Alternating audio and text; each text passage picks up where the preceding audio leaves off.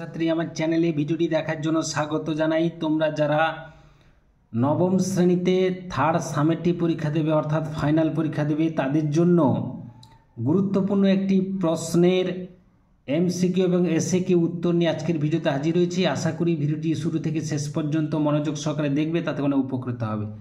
তো চলো শুরু করা যাক। প্রথম প্রশ্ন রয়েছে, একের এক, ইলিয়াসের তখন খুব বলবোলাও। বলবোলাও শব্দের অর্থ কি? উত্তর হবে বলবোলাও শব্দের অর্থ হচ্ছে নাম ডাক। পরবর্তী প্রশ্ন রয়েছে, একের 12 দাগে, তোর জীবিকা বেশ পবিত্র বলতে দেখছি, কথাটি কে বলেছে? কথাটি বলেছেন, সঠিক উত্তর হবে গয়ের দাগে শ্যালক। পরবর্তী প্রশ্ন, একের 3 দাগে, মাস্টার মহাশয়ের চোখ ছুরির ফলার মতো ঝকঝক করত, কিসে? রাগে না ভয়ে না বুদ্ধিতে না হিংসায়? সঠিক উত্তর হবে গয়ের দাগে বুদ্ধিতে। পরবর্তী প্রশ্ন, একের 4 দাগে, শহীদ শব্দটি বাংলায় এনেছেন তিনি কে? তিনি হলেন, সঠিক উত্তর হবে ঘয়ের দাগে কাজী নজরুল ইসলাম। তিনি শহীদ এবং ইনকলাব শব্দ দুটি এনেছিলেন। পরবর্তী প্রশ্ন, একের 5 দাগে, হিমালয় দর্শন কোন শ্রেণীর রচনার অন্তর্ভুক্ত? উত্তর হবে কয়ের দাগে ভ্রমণ কাহিনী। পরবর্তী প্রশ্ন, একের 6 দাগে, কামরাঙা লাল মেঘ কোথায় ডুবে গেছে বলে কবি বলেছেন? সঠিক উত্তর হবে ক্ষয়ের দাগে গঙ্গা সাগরে। একের 7 দাগে প্রশ্ন, খেয়া কবিতাটি কোন কাব্যগ্রন্থের অন্তর্গত? সঠিক উত্তর হবে গয়ের দাগে চৈতালি কাব্যগ্রন্থের অন্তর্গত। একের 8 দাগে প্রশ্ন, একজন প্রকৃত সিংহীর প্রয়োজন কাদের জন্য? সঠিক উত্তর হবে ভারতের নারী সমাজের জন্য। পরবর্তী প্রশ্ন, একের 9 দাগে, আমাদের ছেলে ড্যাশ লঙ্কা করিয়া জয়, কোন ছেলে? সঠিক উত্তর হবে বিজয় সিংহ, কয়ের দাগে। একের 10 দাগে, রাধারানী ও তার মা প্রথমে কোথায় থাকতেন? সঠিক উত্তর হবে ভদ্রাসনে। একের 11 দাগে, শঙ্কু কোন বিষয়ের অধ্যাপক ছিলেন? উত্তর হবে কয়ের দাগে পদার্থবিদ্যা।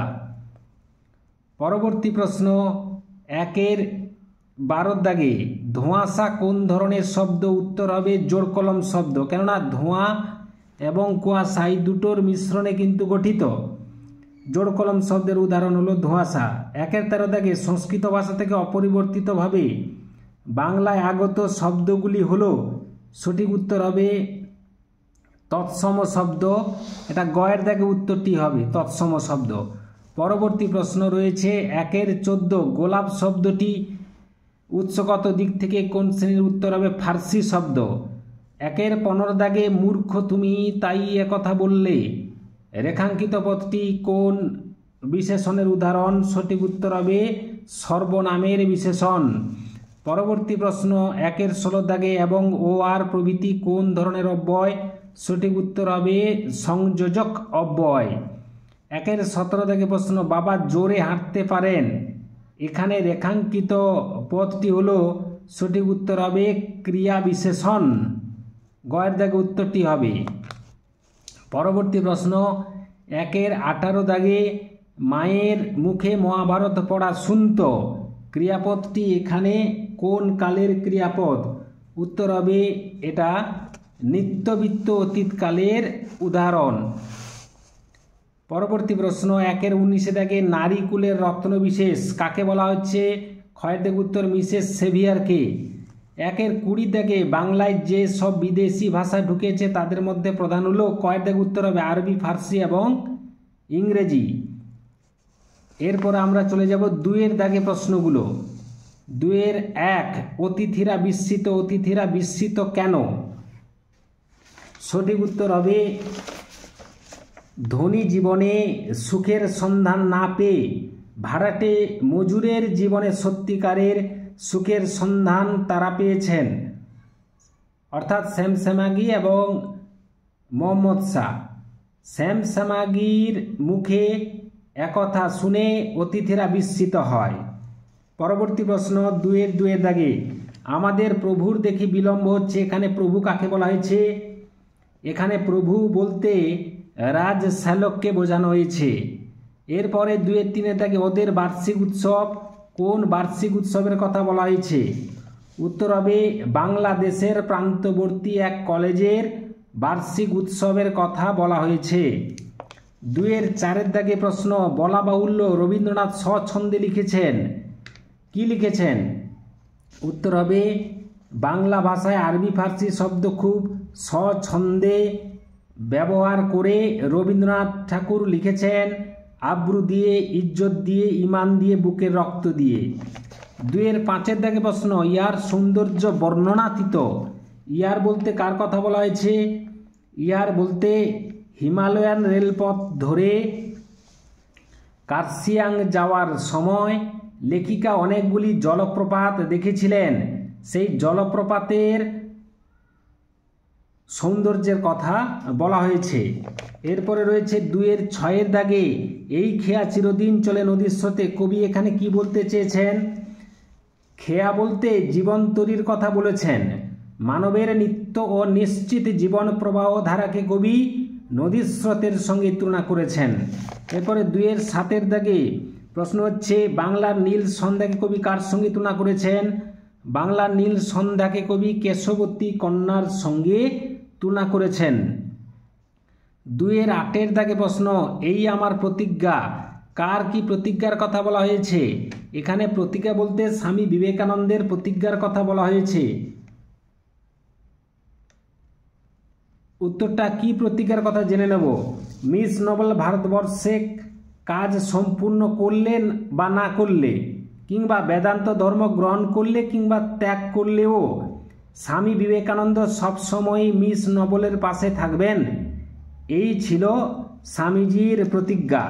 এরপর 2-এর 9-এর দাগে, বাঙালির কবি গাইছে, কবি এখানে কার কথা বলেছেন? উত্তর হবে কবি এখানে বিশ্বকবি রবীন্দ্রনাথ ঠাকুরের কথা বলেছেন। তিনি কি গান গেয়েছেন? তিনি মহামিলনের গান গেয়েছেন। অর্থাৎ রবীন্দ্রনাথ ঠাকুর সাহিত্য, শিল্প, সঙ্গীতের মধ্য দিয়ে মানুষের মধ্যে মহাসম্মিলন ঘটানোর চেষ্টা করেছেন, অর্থাৎ তিনি মহামিলনের গান গাইছেন। এরপরে আমরা 2-এর 10-এর দাগে, কোনো সন্ধান পাইল না, কে কার সন্ধান পেল না? অপরিচিত ব্যক্তি অর্থাৎ রুক্মিণী কুমারের দেওয়া প্রয়োজনের অতিরিক্ত অর্থ রাধারানী ও তার মা ফেরত দেওয়ার জন্য শ্রীরামপুর বা নিকটবর্তী স্থানে অনুসন্ধান করে ওই অপরিচিত ব্যক্তির, কিন্তু তার সন্ধান তারা পাননি।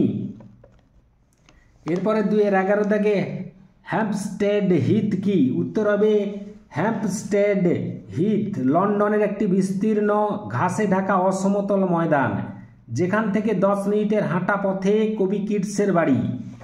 2-এর 12 দাগে প্রশ্ন, আমেরিকার সংবাদে জানলাম, আমেরিকার সংবাদে কি জেনেছিলেন?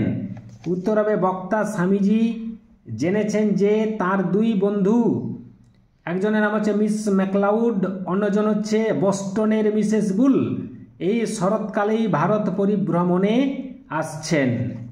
পরবর্তী প্রশ্ন রয়েছে, যোগরূঢ় শব্দ কাকে বলে? খুবই গুরুত্বপূর্ণ প্রশ্ন। উত্তর হবে যে সব, যদি কোনো সাধিত শব্দের একাধিক ব্যুৎপত্তিগত অর্থ থাকে এবং সেই অর্থগুলির মধ্য থেকে কেবল একটি প্রচলিত অর্থ হিসাবে ব্যবহৃত হয়, তবে ওই শব্দটিকে বলা হয় যোগরূঢ় শব্দ, যেমন পঙ্কজ, আদিত্য ইত্যাদি। এরপরে 2-এর 14 দাগে, অর্ধ তৎসম শব্দ কাকে বলে? উত্তর হবে যেসব শব্দ সংস্কৃত থেকে বাংলায় এলেও বাঙালির উচ্চারণের প্রভাবে অল্প বিস্তর রূপান্তরিত বা বিকৃত হয়েছে, সেগুলিকে অর্ধ তৎসম শব্দ বলা হয়। যেমন কীর্তন কেটেতেন কেত্তন, শ্রীদাম থেকে ছিদাম, জ্যোৎস্না থেকে জোছনা।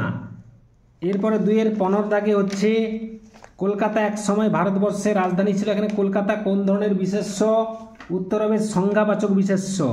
এরপরে আমরা চলে যাব পরবর্তী প্রশ্নগুলোর। পূরণবাচক বিশেষণ কাকে বলে? উত্তর হবে যে বিশেষণ পদের সাহায্যে বিশেষ্য পদের পর্যায়ক্রমিক অবস্থান বা ক্রম বোঝানো হয় তাকে পূরণবাচক বিশেষণ বলে। পরীক্ষায় আসার সম্ভাবনা প্রবল এই প্রশ্নটি। যেমন ইন্দুলেখা নবম শ্রেণীর ছাত্রী, নবম হলো পূর্ণবাচক বিশেষণের উদাহরণ। পরবর্তী প্রশ্ন 2-এর 17 দাগে পড়াশোনায় মন দাও, এখানে ক্রিয়ার কোন কাল? উত্তর হবে বর্তমান অনুজ্ঞা। এরপরে রয়েছে 2-এর 19-এর দাগে রয়েছে যে পঙ্গু ক্রিয়া কাকে বলে? উদাহরণ দাও। উত্তর হবে নিজস্ব বা আত্মভাব প্রকাশক। আরেকবার বলে নিই, 2-এর 18 দাগে প্রশ্নটা ছিল আত্মবাচক সর্বনাম কাকে বলে? নিজস্ব বা আত্মভাব প্রকাশক সর্বনামকে বলা হয় আত্মবাচক সর্বনাম। যেমন রাজা আপনি চললেন শিকারে, এখানে আপনি হচ্ছে আত্মবাচক সর্বনাম। রাষ্ট্রপতি স্বয়ং এই মহৎ কাজের দৃষ্টান্ত রেখেছেন, স্বয়ং হলো আত্মবাচক সর্বনাম। এরপরে 2-এর 19-এর দাগে পঙ্গু ক্রিয়া কাকে বলে? উদাহরণ দাও। খুবই গুরুত্বপূর্ণ প্রশ্ন। উত্তর হবে যে সকল কালের, অর্থাৎ সকল কালের ও সকল ভাবের রূপ হয় না এমন ধাতুর উত্তর ধাতু বিভক্তি যোগে গঠিত ক্রিয়াকে বলে পঙ্গু ক্রিয়া। যেমন আছ, আস, বট, গণ ধাতু নিষ্পন্ন ক্রিয়া হলো পঙ্গু ক্রিয়া। একটি উদাহরণ দিয়ে দেখানো হয়েছে কে বট আপনি, এখানে বট হলো পঙ্গু ক্রিয়ার দৃষ্টান্ত। 2-এর 20 দাগে বিদ্যালয়ের ছাত্র আসছে ক্রিয়ার কোন ভাব প্রকাশ পেয়েছে? উত্তর হবে নির্দেশক ভাব। এরপরে তোমরা একে একে কিন্তু এই প্রশ্নটা একটু দেখে নাও। 3-এর 1 কলিঙ্গ সংঘরে সকল লোক যে জৈমিনী, জৈমিনীকে কলিঙ্গবাসী কোন পরিস্থিতি তাকে স্মরণ করে? আমি কিন্তু প্রশ্নটা একটু দেখিয়ে দিচ্ছি, প্রশ্নটা একটু তাড়াতাড়ি দেখে নাও।